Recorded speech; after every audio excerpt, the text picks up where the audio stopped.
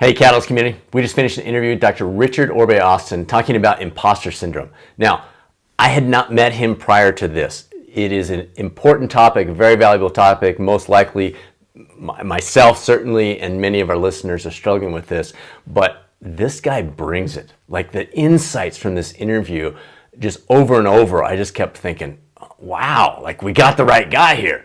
So you're gonna love this. As always, it's an advanced video version of an episode that'll hit the popular Catalyst Health, Wellness, and Performance Coaching podcast here in the next week or so. But we wanna get this out to you early if you're a subscriber here on the YouTube coaching channel. And if you're not, great time to hit that subscribe button and join us. So enjoy it, and let's go be a catalyst.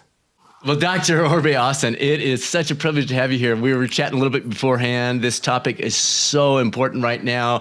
I deal with it. I guess you do since you got into this topic. This is going to be fun. So thanks for joining us here. My pleasure. I'm super excited to be with you today to talk about this topic. Well, let's jump in. Let's get the cards on the table. We hear the phrase imposter syndrome. Seems like every day now. I was talking to my daughter-in-law this weekend about it. She works for a high-tech company, and they have trainings on a regular basis about this. They are the top performers in the world, all working together, and yet they deal with it. And I know you'll get into that. But what is imposter syndrome? How does this whole thing work? Where did it come from? Just lay it out for us.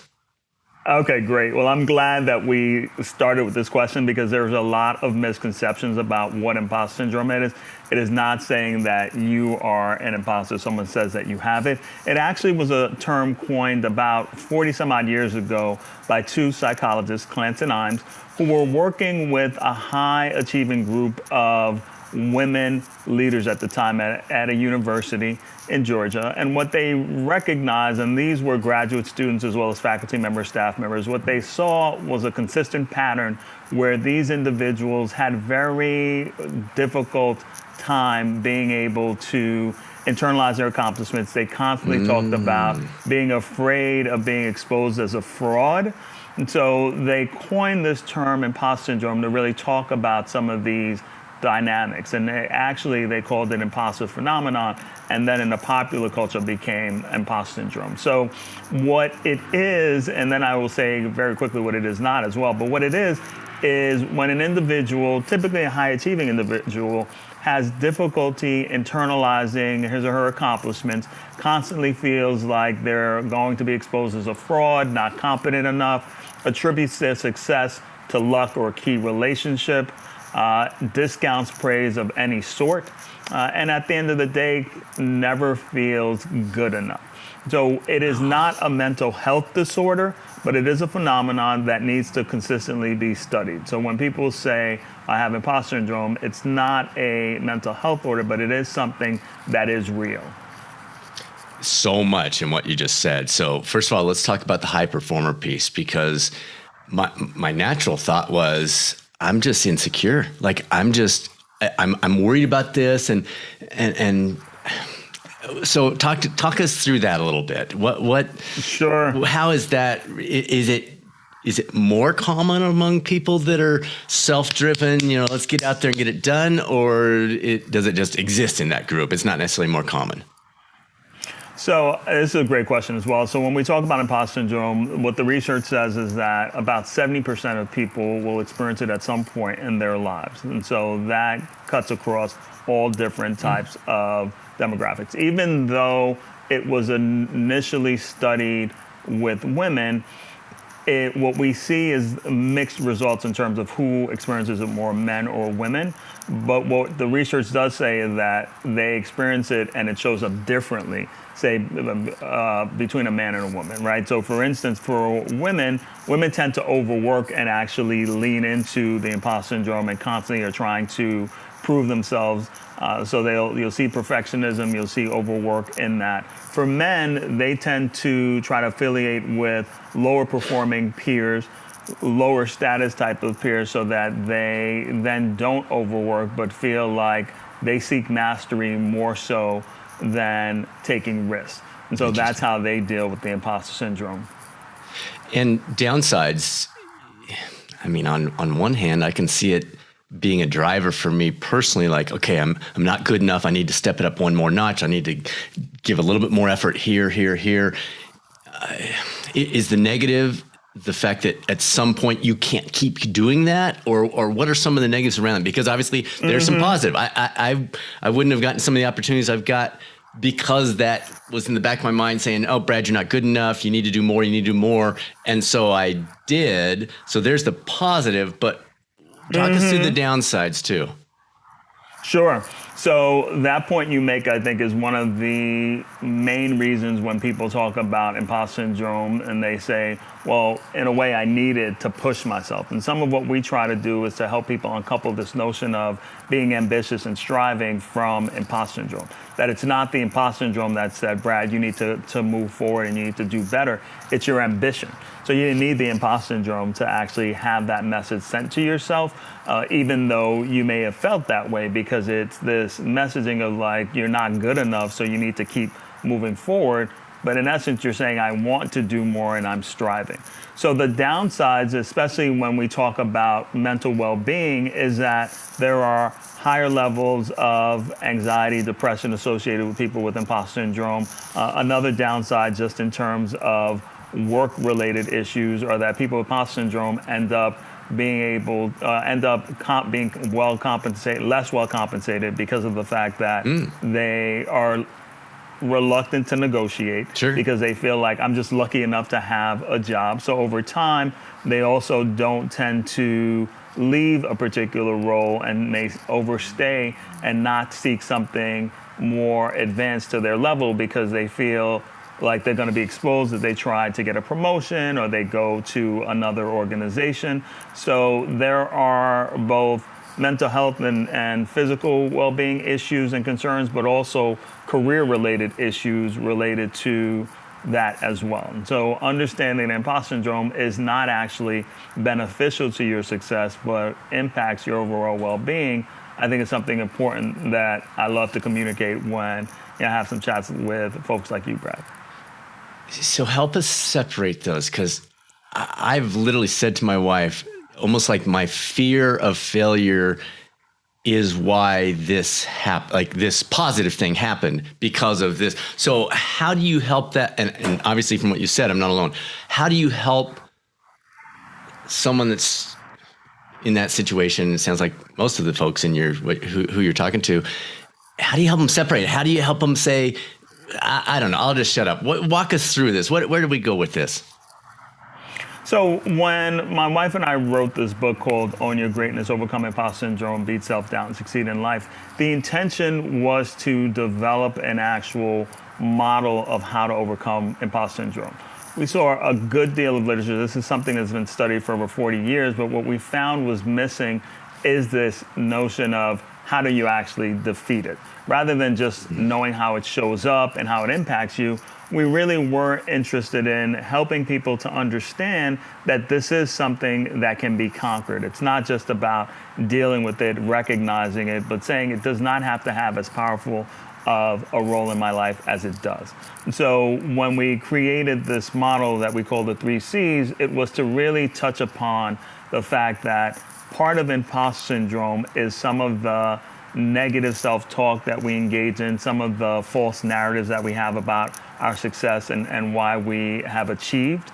So with that model, it's called the 3 C's. It's clarify, create, choose, and create. The first step is to understand your origin story around imposter syndrome. Where did it come from? So we get this question a lot. Well, where did it come from? Did it come from work or a bad boss? And the myth is that toxic work cultures or oppression will cause imposter syndrome. The reality and what the literature says is it often comes from early childhood experiences, typically the roles that you have taken up in your family. So for instance, if you were someone deemed to be the smart one, you then took that to mean that you needed to be perfect, everything needed to come easily to you, and in that moment where you didn't do as well as you anticipated, maybe in high school or in college where you got a B instead of getting an A, you start to then feel like, well, maybe I'm not the smart one. Maybe I was an imposter this whole time. Maybe, my parents lied to me and I'm not that intelligent. And so that's for the smart one, how the imposter syndrome comes up. In contrast, if you were the one told in your family, well, you're not the smart one, you're actually the hardworking one, you're the more socially adept one, you then get this message that the only way I can be successful is to overwork, because I'm not smart enough. And so you always then spend time thinking, well, I have to demonstrate that I belong because I certainly don't believe that I'm intelligent enough to be here, but I will outwork everyone to be here. So once you understand that origin story piece, and then the third one that we saw in terms of a role is that of a survivor. So maybe you weren't the smart one or the socially adept or hard worker. Maybe you unfortunately had an experience where you were neglected and you ended up just being in a survivor mode. No one gave you feedback about your skills or your accomplishments. You were just trying to keep your head above water. And so you took that on, and as you live in the world, you're constantly trying to make sure that you can fit in because you're not really clear about what talents you have or gifts that you have. Once you understand the origin story, then you understand your triggers. So some of the triggers may be a new project, meeting new people, a new job, where you feel like you have to prove yourself over and over again. So once these triggers are understood, then we go to the last part of the model and the last part of this stage of clarify, which is being able to say, oftentimes people with imposter syndrome have what we call a thin narrative, which is they attribute their success to something like luck. Oh, the reason that I'm doing some of this is because I was lucky or someone liked me. And that is oftentimes not the case. And the reality is the narrative needs to be thickened. And in thickening that narrative, it's the reason I'm successful is because I have strong interpersonal skills. I have good problem solving abilities. I have the ability to connect with people in different ways. I've got good technical skills. Once you honor that narrative, then you're able to change the story you tell yourself, which oftentimes sustains imposter syndrome. So that part of the model, that clarified piece, allows you to set the table for the next phase, which is to choose a different route and choose a different story. And that means speaking to who you are and speaking your truth. And that truth, on one hand, means that you have imposter syndrome, and it's all right to say that. A lot of the times, people with imposter syndrome suffer in silence and don't necessarily they feel ashamed because they're high achieving and they feel like people will ridicule them for saying that they have this when they're like, you've done so well in your life, what are you talking about? But being able to say that out loud, and then you'll find other people have that same experience. But then also being able to own your accomplishments and your achievements and the reasons that you have been successful. Once you do that, then you're able to work towards that next phase, which is silencing what we call ants, these automatic negative thoughts that might say, Brad, you're not good enough, or labeling something you did as stupid, or saying that I believe everyone doesn't think that I belong here. That's a mind reading type of an ant, or catastrophizing ant, which says, if I mess up this project, I'm going to be fired. Silencing those by replacing them with positive self-talk, saying, even if you make a mistake, it's all right because you know what you're doing and you'll do better next time. And then finally, the self-care piece in the choose area, where you're able to say, I need to not overwork. I need to set better boundaries. I need to be able to show up in the ways that I know I'm capable of showing up so that I can be the best me possible. And so finally, then we end the model with the last phase, which is create, where we say you're able to now take on different types of roles. People with imposter syndrome tend to take up the same type of roles. They tend to be the helper. They tend to be the knowledge hub. They never ask for help. They tend to be the super person. They do everything on their own. Trying on different roles where you are the help seeker. You are the person who is a collaborator instead of doing everything on your own, allows you to see that people won't think you're stupid if you ask for help. People won't think you are incompetent if you're seeking to collaborate with them. And in addition to that, then finally we say that you want to be able to develop a dream team of support for yourself related to dealing with your imposter syndrome. So it's a mentors, it's someone who's a grounder, where you may have some particular challenge and they will give you a reality check to say it'll be all right. An action planner helping you to think about what's next for yourself. An imposter expert, that may be a coach, that may be a therapist, that may be a friend who's familiar with the concept. And we wrap it all up by helping you to truly understand what are the optimal conditions for your success. What do I need to work on more? Is it my narrative? Is it silencing these ants? And putting together all those pieces, even though it may feel like or sound like a lot, is the road to overcoming imposter syndrome. It's really changing your thinking about who you are in the world, what you have to offer, and really internalizing some of those great skills and talents that you have. So much there. I feel like you know me way too well, and we just met. We'll have a link to your book, but say the title again for us. So the name of the book is Own Your Greatness, Overcome Imposter Syndrome, Beat Self-Doubt, and Succeed in Life. And it's a workbook that is intended for you to do these activities to overcome it. So we didn't want it to be just a theoretical book about it. It was saying, here are the activities that you will do that will lead you to overcome your imposter syndrome. And you need to do all the activities. Some of them are pretty challenging. Some of them may be, a bit emotionally intense, but it's important that you do all the activities to really get the benefits from the book. Okay, awesome. Yeah, we'll definitely have a link to that. All right, let's take a rabbit trail here for a second. You talk about luck and how the person with imposter syndrome tends to have this. Well, I was lucky. I got a break. I knew the right person. I was in the right place. Just things fell into.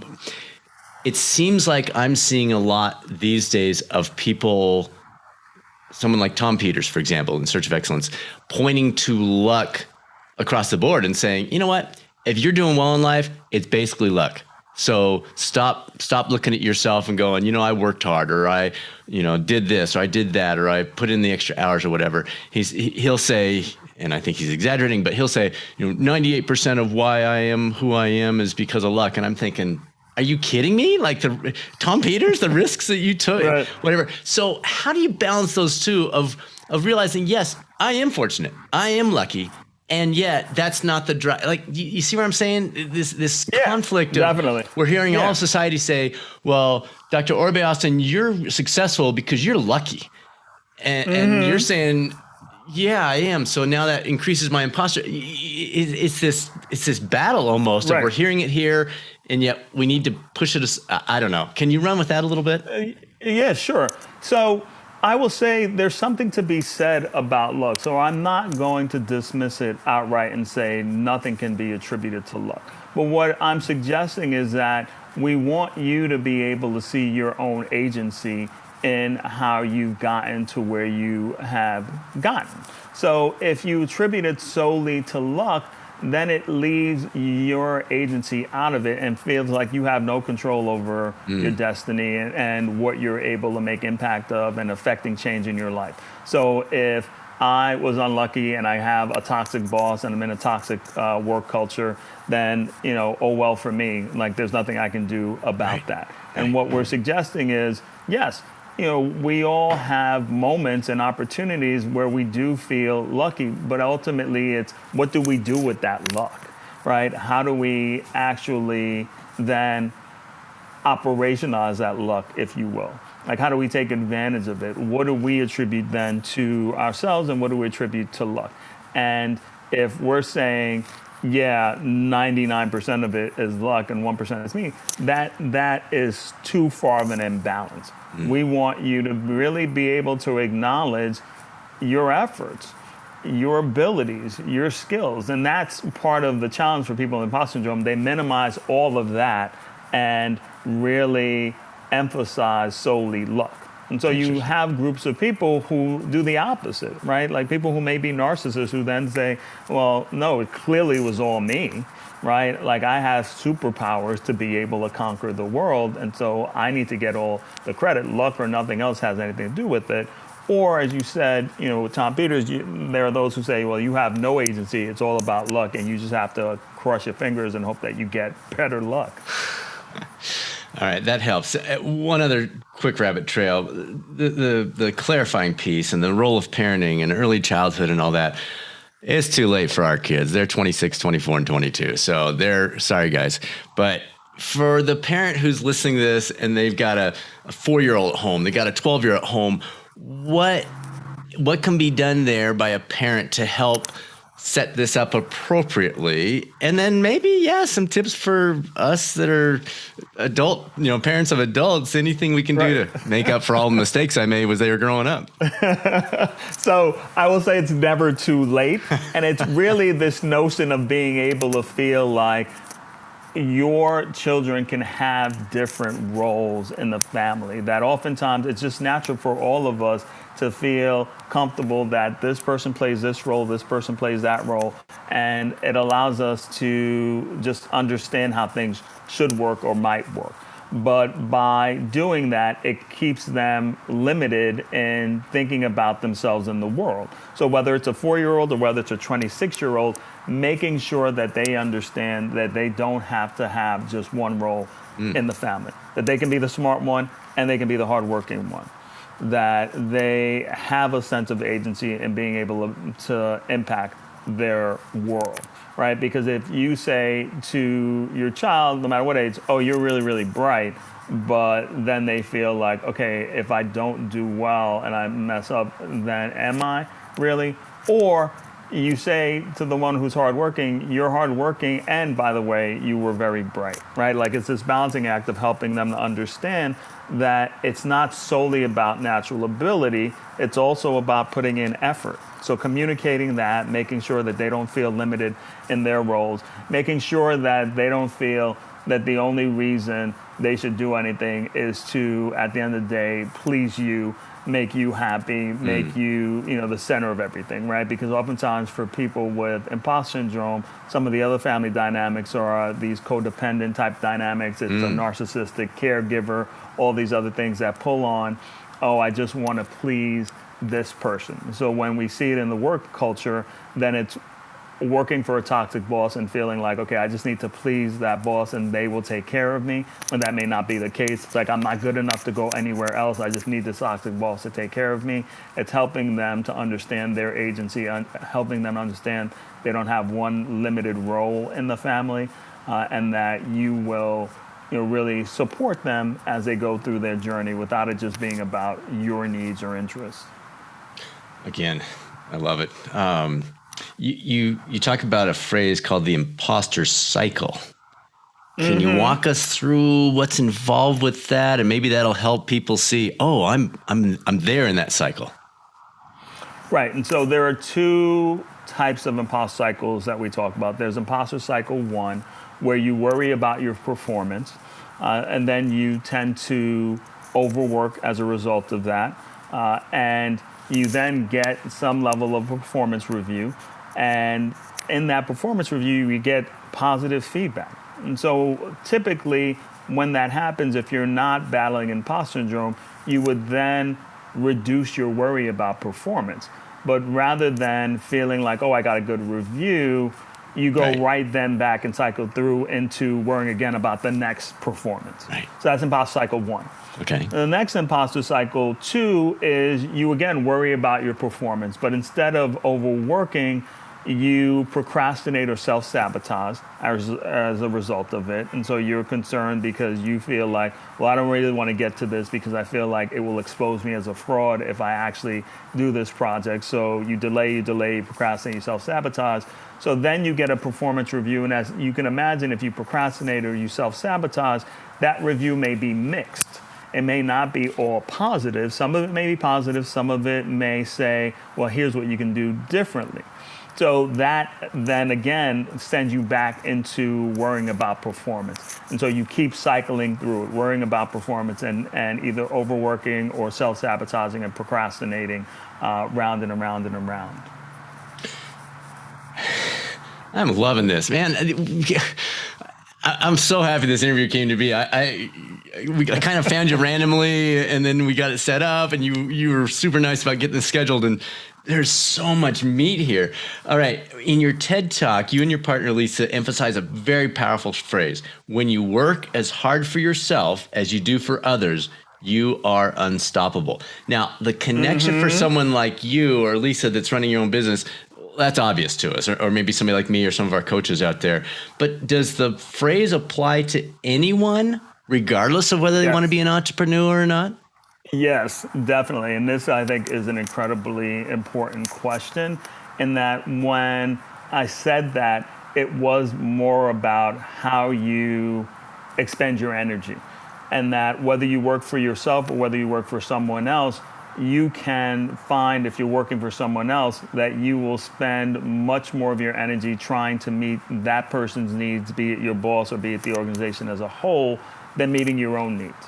And so what does that look like if you're working for someone else? That means that you overwork rather than delegating, feel like, okay, I need to take up everything on my own for them, rather than saying, well, what do I need for myself? So oftentimes this comes up when someone is in a difficult position, say in a toxic work environment, and they want to leave and they want to be able to find a new job. And I'll work with them and coach them through. And what I find and what I will say to them is, you need to put in as much effort in this job search for yourself as you're putting in your effort for this current role in which you're not happy. Right? And if you're not able to do that, then that's a concern, because this job is draining you. It's taking all away from you, and then you don't have the ability to actually do the things you need to do to leave it, to get that next role.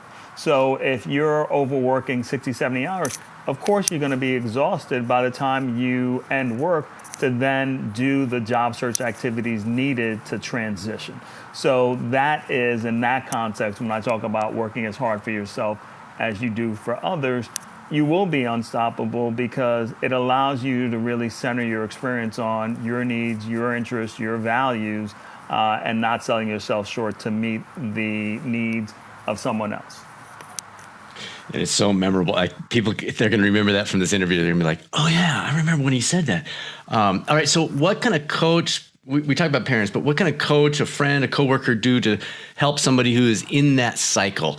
And would it be the same type of advice as you gave parents of don't put people in a little thing that they have to stay with? Or are there other things that we can be doing, again, as a coach, as a parent, as a leader, and a teacher, et cetera? Sure. So it's really helping them to understand the story that they're telling themselves, their narrative that may not be accurate. And so it's helping them to restory their narrative, first and foremost, to say, well, how do I see myself in the world? Am I saying, well, I'm not good enough, like I don't even deserve the current role I have, let alone something that I want that is more advanced? I don't believe that I have skills. So it's helping them to really own their skills and their talents. It's helping them to silence some of these ants that we talk about that tell them everyone thinks you're not good enough, or things are going to be disastrous if you get a new job. So it's helping them to really voice some of the anxieties that keep them diminished or afraid to do something for themselves. And so it's acknowledging the imposter syndrome and helping them to know and understand, to your point, that it's not the imposter syndrome that made them successful or accomplished. It's really their own drive and ambition. So it's really being able to separate the two and saying that you don't need this imposter syndrome to move forward and to be successful. That in fact, it's diminishing your overall well-being, and you'll continue to be ambitious, and oh, by the way, maybe you'll be less anxious and less concerned about being exposed as a fraud if you actually give it up. Just had a question come to mind, and it may be way off base, so you can just say, Brad, that's not a thing. But are there times when you need, or when it'd be helpful to have a little more imposter syndrome than maybe you have, if you're as some sort of a trigger to get going? So you're in that IC2 where you're procrastinating, you're self-sabotaging. Is there anything in there that you can, I don't know, is there any way you can use this as a positive spark and then let it go, step away from it? Is there anything on that path? So when you talk about it in that vein, I think it then puts the imposter syndrome at the center of positive forward movement, right? And what we're trying to do is to say, all right, if you're in IC2, part of what's diminishing you and causing you to procrastinate or self-sabotage is in fact this belief that you are going to be exposed as a fraud. So in fact, what you want to rather say than hold on to the imposter syndrome or the perfectionism is to say, I know that I can deliver a quality project, a quality assignment, a quality presentation. It doesn't need to be perfect, but I'm confident in my ability to deliver, and I'm going to lean into it instead of procrastinating or trying to self-sabotage, because that's the imposter syndrome talking. Got it. Right? Like, we want to lower the volume on the imposter syndrome, because when we're using it as, Brad, you're not good enough, you're not going to deliver, and that's the push, then if you do well, then you're going to say, oh, see, I did need it. Right? And so you then begin to lean on it again and say, well, the next time I get stuck, I'm going to need it again to have that negative self-talk of, you're not good enough, you have to prove yourself again. And it's not suggesting that if you give up imposter syndrome, because this is what people will say, if I give it up, I'm going to be lazy, I'm going to be lax, I'm not going to be ambitious, right? But it's really being able to honor the fact that it is you and your natural ambition that is going to move you forward. You are not going to just sit on the couch eating bonbons if you don't have imposter syndrome, right? That you are still going to be able to acknowledge the fact that you want more in your life. You're seeking more for yourself, for your family, for all the different goals and dreams that you have. And it wasn't the imposter syndrome that allowed you to seek that. So good. All right, a couple more. A lot of your focus centers on toxic workplaces, which you've talked about can be a driver. It's not necessarily the driver of imposter syndrome. Let's run down that path a little bit. What are some of the elements of a toxic workplace that might surprise our listeners? So some of the things are obvious. You know, your boss is a jerk. He or she's yelling at you all the time. You know, unreasonable expectations. But there's some things that might surprise the listeners where they think, oh, I never thought of that as a toxic workplace issue. Sure. And so one of the ones that I think about immediately is this notion of not giving any type of performance feedback. So if you're working in an environment where no one tells you how you're doing, then if you have imposter syndrome, your assumption is you're not doing well, and you need to keep overworking, you need to be perfect in order to keep your job. And so when you have managers who feel like, well, I don't want people to know how they're doing, because if I tell them they're doing well, then they may slack off, then I'm not going to give them any type of performance review or performance feedback, so that they can feel a little off kilter and constantly feeling that they need to prove themselves. So that's first and foremost. I think this notion of stars and scapegoats that I talk a great deal about, where one moment you could be the star, you had a great project, and you feel like, all right, I'm in that shining light, but then the next minute you can be the scapegoat if something doesn't go well. And so even when you're a star, you're not comfortable, because you feel like the next day I can be a scapegoat. So that also is triggering for people with imposter syndrome, because they feel like, I am never safe. I'm never settled in my ability to feel like, here are some of the skills that are valuable, that will consistently be applied to add value. And being in this cycle of stars and scapegoats really impacts someone's imposter syndrome. That's great. That's great. Yeah, I don't think people would think about either one of those. That's perfect. All right, my friend. Wide open, final words of wisdom. What do you want to leave us with? Maybe I haven't asked a question that you're like, oh, Brad, there's this one key thing. You didn't even ask me about it. What do you want to leave us with? What are some of the key things that maybe we didn't address that the listeners might think, oh, yeah, I'm glad I stuck around to the end? Yeah, I think that part of it is re-emphasizing some of what we've talked about in terms of the myths related to imposter syndrome. So this notion that only women have it, that's a myth.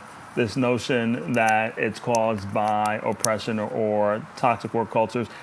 Toxic work cultures, oppression sustain imposter syndrome. It does not they do not cause it. So I think it's important to recognize that. One of the key pieces we talked about is this notion that it's good to have imposter syndrome. I think that's a myth, of really being able to debunk that, and to say that at the end of the day, it's not the imposter syndrome that makes you successful or makes you ambitious or motivated. It's your own natural motivation and ambition, and that in fact giving up the imposter syndrome can have it be less stressful in terms of your journey towards success. My friend, this is awesome. Thank you for doing this. It is my pleasure. Thank you for inviting me.